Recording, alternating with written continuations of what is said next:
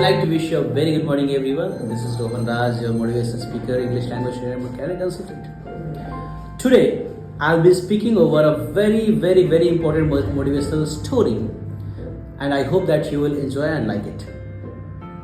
लेकिन आपसे कनेक्ट करने के लिए मुझे हिंदी में ही बोलना पड़ेगा ताकि आप सब समझ सकें। तो एक राजा, ये कहानी एक राजा के ऊपर है और राजा कुछ देखिएगा आप, मजा आएगा आपको, कितना विचित्र राजा है और उसकी सोच और इस कहानी में होने वाले सारे घटनाएं बहुत ही प्रेरणादायक है और बहुत ही जीवन में एक पाठ सिखाने के काबिल है, लायक है। तो मैं चाहूँगा कि आपका अटेंशन इस वीडियो के एंड तक बना रहे, तब जा करके स्टोरी का मजा ले पाएंगे आप। तो एक राजा था, वो जब कभी भी अपने कोर्ट से उठ करके सभा खत्म होती थी, उसके बाद उठ करके अपने बेडरूम में जाया करता था, शयन कक्ष में। तो उसके कोर्ट और बेडरूम के बीच में एक कॉरिडोर था, लंबा सा एक बरामदा था, उधर से वो गुजर के जाया करता था। तो आपने देखा होगा बड़े बड़े घरों में दीवारों पे अच्छी पिक्चर्स, फोटोग्राफ्स टंगी होती हैं उनके पूर्वजों का, दादा परदादा ऐसे। तो आमतौर पे छोटे घरों में नहीं होता, बड़े बड़े घरों में, अमीरों के घरों में आप देख सकते हैं। उसी प्रकार से बहुत सारे फोटोग्राफ्स, बहुत सारे पिक्चर्स जो हैं टंगे हुए थे उस कॉरिडोर में।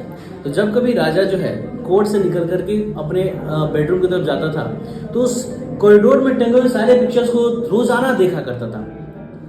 एक दिन उसके मन में एक ख्याल आया कि वो मेरे दादा है, ठीक है, वो मेरे परदादा है, वो महान योद्धा है, इस तरीके से वो सोच रहा था। फिर ये सोचते एक दिन ख्याल उसके मन में यह आया कि मेरे जो वंशज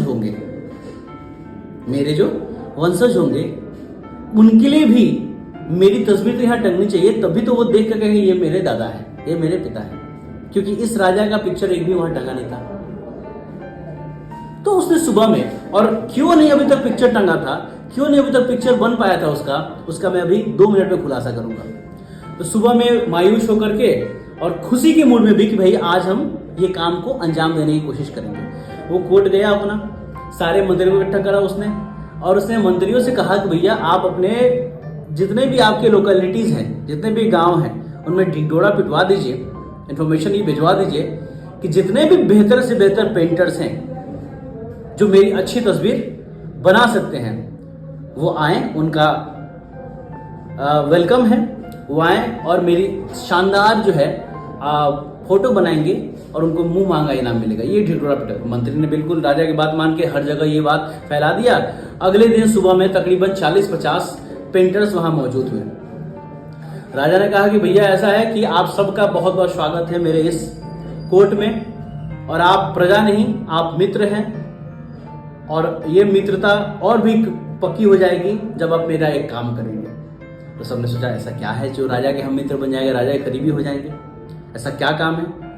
तो उन्होंने कहा कि भैया कुछ नहीं करना है, सिर्फ एक पेंटिंग बनानी है जिसमें आप सब माहिर हैं। तो कौन बनाएगा मेरे लिए पेंटिंग, और जिसने बनाएगा मैं मुंह मांगा इनाम दूंगा, जो बनाएगा मैं मुंह मांगा इनाम दूंगा। तो सबने हाथ खड़ा किया, sir I can do it, मैं कर सकता हूँ। बनानी सर, किसकी पेंटिंग बनानी है?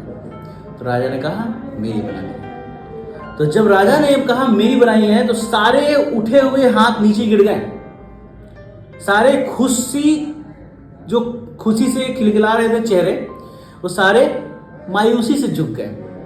ऐसा क्या हुआ? जब राजा ने कहा कि मेरी पेंटिंग बनानी है, तो पेंटर्स ने राजा की तरफ देखा। राजा का एक पैर लंगड़ा था, राजा का एक हाथ लूला था, एक आंख ऐसे काला था। तीनों खूबियां राजा में भरी पड़ी थी, इसलिए आज तक राजा का कोई अच्छा पेंटिंग नहीं बन पाया और आज तक फोटो वहां टंग नहीं पाया। यही कारण था। तो सारे पेंटर्स ने हाथ नीचे कर लिया और राजा ने यह भी शर्त रखा कि भैया अगर पेंटिंग मुझे अच्छी नहीं लगी तो आपका सर धड़ से अलग कर दिया जाएगा, और पेंटिंग अच्छी लगी तो आपको मुंह मांगा इनाम दिया जाएगा। तो इनाम तो छोड़िए, अगर गलती से भी गलती हो गया, क्योंकि पूरा का पूरा गलत वाला ही हिसाब किताब है राजा के साथ, हाथ टेढ़ा है, पैर टेढ़ा है, आँख टेढ़ा है, तो अगर टेढ़ा में हो सकता है कि राजा को 1% में अच्छी नहीं लगी तो कौन जान देने जाएगा।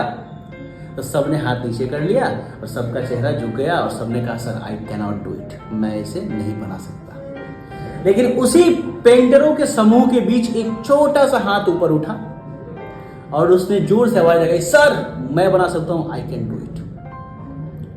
वो बहुत गरीब पेंटर था, उसे पैसे की सख्त जरूरत थी, वो भूखे मरा जा रहा था, उसका परिवार तड़प रहा था। तो उसने सोचा कि चलो बनाते हैं। डर तो उसे भी था, लेकिन उसने क्या ऐसा सोचा कि उसने हामी भर दिया और बाकी ने रिजेक्ट कर दिया प्रपोजल। वो बात करेंगे बाद में। तो जब वो राजा की पेंटिंग बना रहा था, वो पेंटिंग बना रहा था, राजा सामने बैठे हुए थे। तो जब पेंटिंग बन के तैयार हुआ और जैसे वो राजा की तरफ घुमाया दिखाने को, तो राजा के चेहरे पे एक बहुत ही जबरदस्त प्रशंसा दिखी और राजा उन्होंने कहा, देखते ही शाबाश, वाह। खुश हो गया राजा। राजा ने जब पूछा कि भैया ऐसा क्या हुआ कि सबने हाथ नीचे कर दिया और आप जो हैं आप हाँ कर दिए, तो बोला कि सर ऐसा है कि आज तक आपकी कोई पेंटिंग बनी नहीं है, पहली बार आप पेंटिंग बनवा रहे हैं। तो आपकी कोई पहली पेंटिंग बनी होती और अब बनती, तब ना आप कंपेयर करते हैं कि बुरा है अच्छा है। पहली बार ही आपकी पेंटिंग बन रही है, कुछ भी हो आपके लिए वो अच्छा ही होगा। तो राजा ने बोला कि तुम तो दिल जीत लिए, और बहुत ही ज्यादा इनाम राजा ने उसको पुरस्कृत किया। मोरल ऑफ द स्टोरी इस कहानी का जो सीख है कि कोई भी चीज असंभव नहीं है, हर चीज के पीछे दो सोच है, एक पॉजिटिव एक नेगेटिव। सारे लोगों ने नेगेटिव सोच को सोचा कि अगर नहीं बना तो धड़ से अलग, लेकिन इस पेंटर ने पॉजिटिव सोचा कि राजा का कोई बना ही नहीं है, तो कुछ खराब भी बन जाए तो क्या पता राजा को कि पेंटिंग कैसा कहलाता है। और पता है पेंटिंग कैसा था? राजा इतना खुश क्यों हुआ? सिर्फ पेंटिंग ही नहीं, उसमें दिया हुआ जो एक्सप्लेनेशन था पिक्चर में, पेंटिंग ऐसा था, मतलब राजा को पता नहीं चला कि मेरा जो अवगुण है, जो ऐब है, वो फोटो में दिख रहा है। फोटो में राजा को इतना जबरदस्त गुणवान बना दिया। कैसा रहा? एक घोड़े का फोटो था, उस पे राजा को बिठाया था, जो लंगड़ा पैर था वो राजा के घोड़े के उस तरफ था, वो पैर दिख ही नहीं रहा था।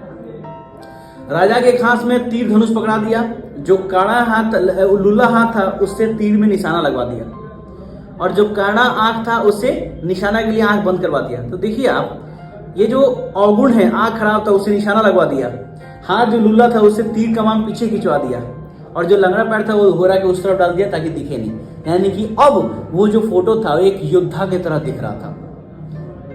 तो राजा इसलिए खुश हुआ कि अब ये फोटो मेरे जो वंशज हैं, पोता परपोता देखेगा तो कहेगा मेरे दादा योद्धा फलाना सिंह। तो आप सिचुएशन सबके साथ वही है, आप पॉजिटिव सोचते हैं कि नेगेटिव सोचते हैं, ये आपके ऊपर है। रास्ता दोनों में खुला है।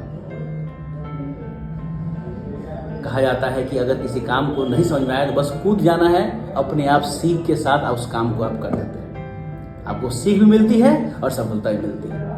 लेकिन आप शुरू ही नहीं करेंगे तो क्या पता चलेगा कि क्या आगे होगा। तो इसीलिए एक पॉजिटिव सोच रखिए और श्री गणेश कर दीजिए। आप सबका बहुत बहुत धन्यवाद इस वीडियो में एंड तक बने रहने के लिए, और उम्मीद करते हैं मेरे साथ आप भी प्रेरित हुए होंगे इस वीडियो से और इस स्टोरी से। तो मिलते हैं अगली वीडियो में, तब तक के लिए नमस्कार।